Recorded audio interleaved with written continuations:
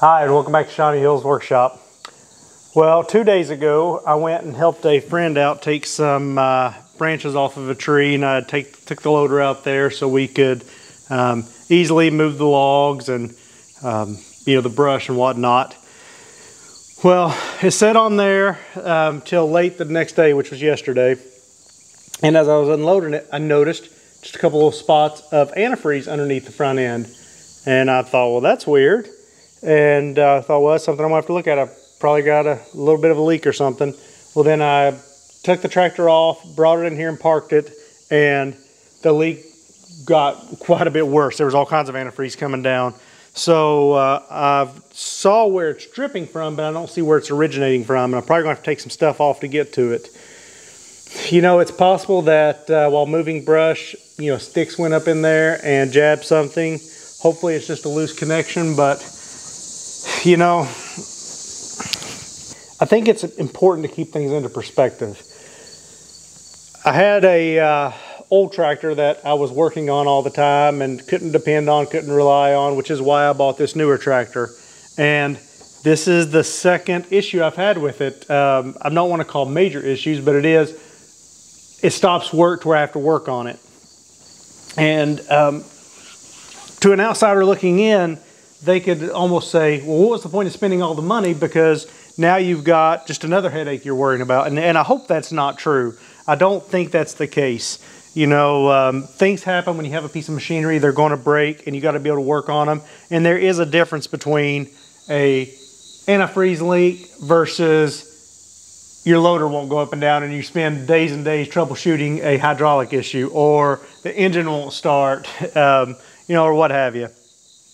So, so far this tractor's been much better for me, and I've used it more hours in the short time I've had it than I would use the other tractor in a year or more, because it is so much better and more reliable and more dependable that I use it a lot.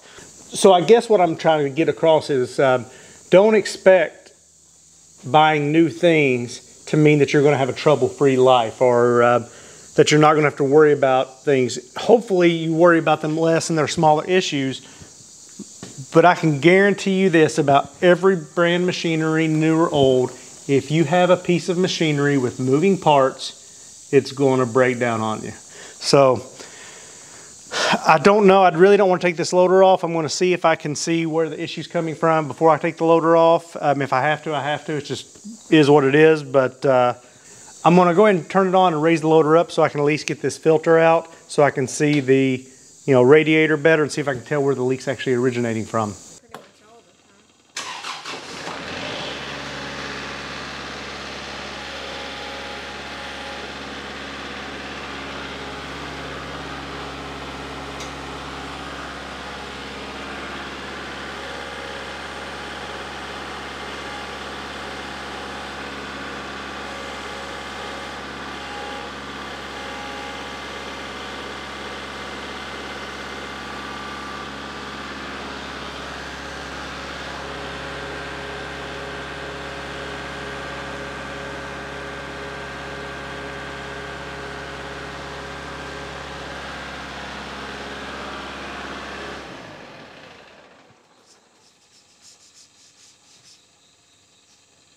See there where the antifreeze was dripping, and it was coming down right at this bolt right here, which is right at the bottom. Still kind of wet right there. You got a drip right there. All right, so yeah, I can already tell I don't feel safe even trying to spend much effort looking at this with the loader up above me. So I'm going to, I guess I'm gonna go ahead and take the loader off.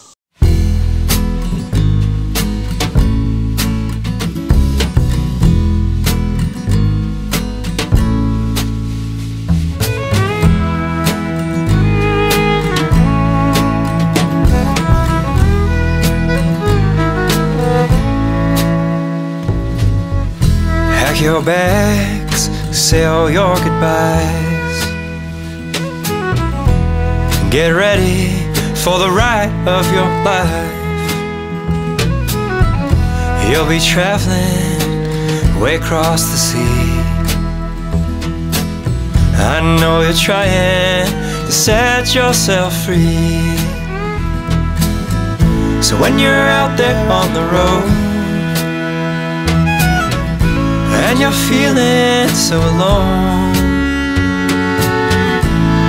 no matter where you go, you can always come back home. You can always come back home. So I know I said this in the last Kubota video I did, but it still just amazes me how easy it is to take this loader off.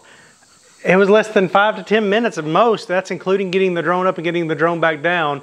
I'll be able to check it when I look at the footage, but it's just no time at all to go out there, pop the loader off and get back in here. And now I've got so much more access. There's no worry of a loader coming down on me. Maybe it's just because I had the old tractor and I put that on and off myself, and I know how hard it is to put that loader on and off. And it's just so nice to be able to just pop it off, come in here. Now it is a little bit harder to put on, or at least for me, maybe it's just because I haven't got used to it yet. Now something else I've just noticed, and I don't know if this happened on the trailer ride over here, but I've got a broken headlight. Or I shouldn't say headlight, just the headlight cover. So yeah, that's a little frustrating. You know, it could have been a rock fly up on the road. It could have been a stick. It's hard telling, you know, these things happen. This is one of those things that is a good example of repairs now versus later. It would be very easy to say, you know what, that's not that big a deal. I'm going to just leave it. I don't use the headlights anyway. And I see a lot of used cars like this. And I'm guilty myself. I don't want it to sound like I don't do this as well, but replacing this headlight now, it's not that big of a deal. I'll replace it, and then 6 months from now, a year, there'll be something else. Maybe a backlight, maybe a you know, seat that needs to be replaced. It's hard telling. There'll be something. If you do it when they occur, it never hurts that bad. But what I see so often happen is somebody puts that repair off, then the next repair off, and then a year or two later, they've got 5 or 6 repairs that are hundreds, if not thousands of dollars and a lot of time. And you know, they end up just unloading it, or it sits and doesn't get used. Whereas if you can repair stuff as it comes up, it just is so much better. Well, let's see if we can't figure out what's going on with this thing, and see if we can't get it fixed.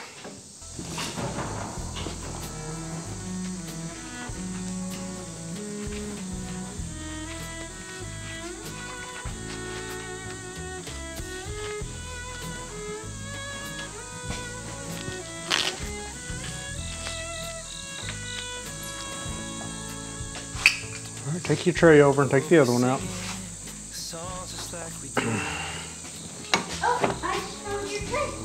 Yep, I saw it there after you left, but I figured you already were getting yours. So.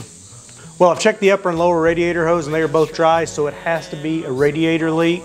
Now, I can't tell for sure, but it looks to me like the radiator is molded into a plastic at the bottom, and that it is mounted to the frame. And it looks like those bushings that where it's mounted are kind of worn, and that's where the majority of the fluid seems to be. So we're going to go ahead and start pulling the battery box, or the battery, unhook the filters, unhook the radiator, start pulling all this stuff forward so we can try to pull that radiator out. Once we pull that radiator out, we can decide whether this is something that can be repaired or whether I need to order a new radiator. I would say regardless, I'm going to order a new radiator. I may repair it just so I can get this thing running. I got some work I'd like to do. I've got a holiday weekend coming up and I'd like to take advantage of it. So, all right, let's start tearing this apart. Braden, you want to get a, let's see, 14 millimeter. I'll tell you what, you start working on, you see this bolt and this bolt, and there's 2 over here. And make sure you put them in your magnetic tray, and I'll start working on all the little hoses and stuff, and I'll try to find a bucket that we can dump the radiator fluid into, the antifreeze.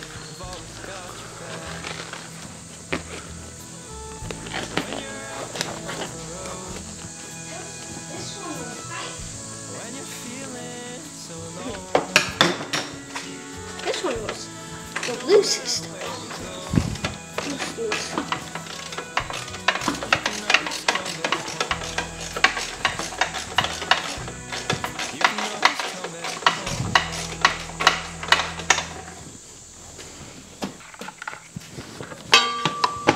Let's take a look at the air filter. Bet it is dirty. We've been working this thing. Actually, it ain't too bad. We'll blow that out here. And we're putting everything back together. Now we have to take the battery off. It's going to take the itty bitty socket. Sometimes instead of putting stuff in a parts tray, I'll put it back in the holes it goes into if I can. That way I know exactly where the bolts go when.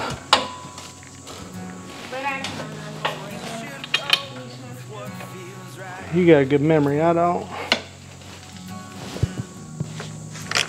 Take it off? Yeah, I'll let you take the, where's the 10mm ratchet at? Here we go. You can take that one right there off. Wait, does that fit? No. That's because it's 12. I thought I grabbed a 10. Oh. Your daddy can't see. Here you go. Hold it like that.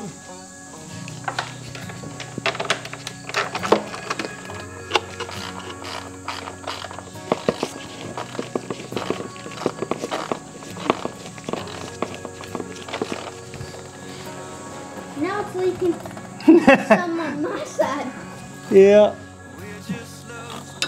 Now we got to make sure we keep Maddie and Susie away from this. This can kill a dog. Or a human. Yep, if you drink it. Hopefully you won't be drinking it. That is good. There's not much I can do about it, son.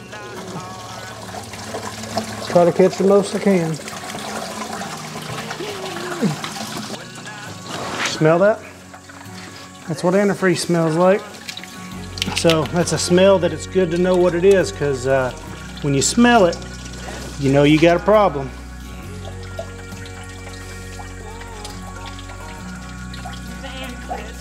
Yep. It's a good smell to remember and to recognize.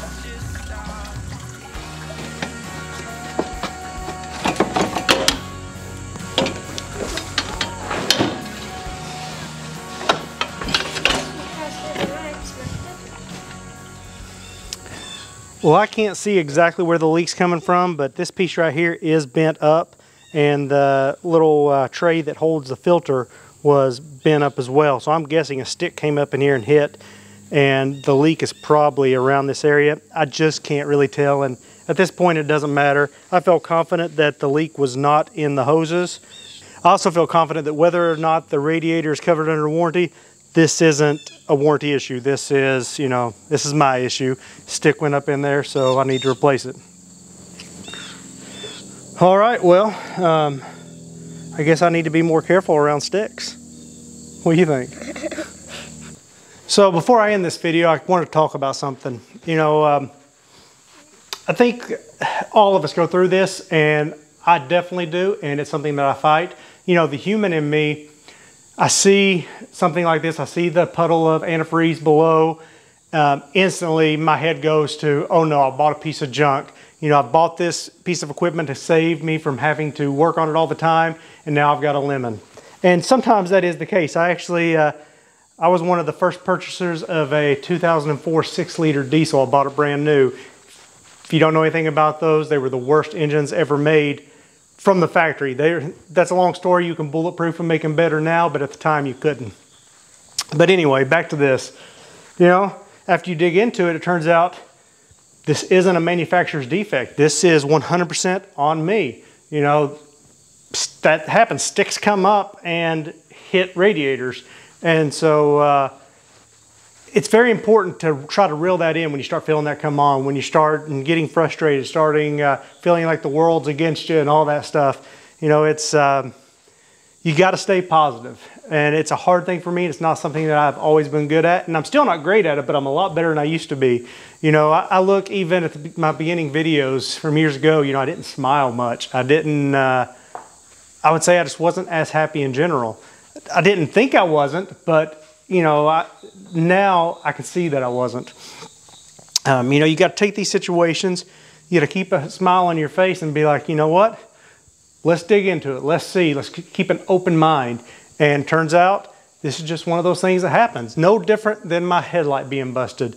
You know, we were moving a lot of trees, a lot of branches. I could probably go back and look at footage and find right when the headlight was busted, assuming it was a tree and not a rock on the road. But you just got to take those hits. You know, everybody goes through it. It's real easy to look at other people's lives and things that they don't go through the trials and tribulations they do, that you do, and nobody does. Everybody goes through their own trials and tribulations, and we all have a different perspective on what life is and how life is. So you just got to keep your life in your perspective. So I don't know. I'm just a guy out here trying to do the best I can. I don't have anything figured out. Just trying to do better at life each day. And I guess I'll stop. I'm rambling now. If you like this kind of video, hit that thumbs up button. If you don't like this kind of video, hit the thumbs down button. Either way, leave me a comment and tell me why. I love to read the comments. It's become my most favorite part about putting out videos is reading the comments. If you aren't already a subscriber, Braden and I'd love to have you. So click that subscribe button. And if you'd like to get notified every time we put out a new video, hit the bell for notifications, and see you next time. What do you think? You want to say hi? Say hi, YouTube.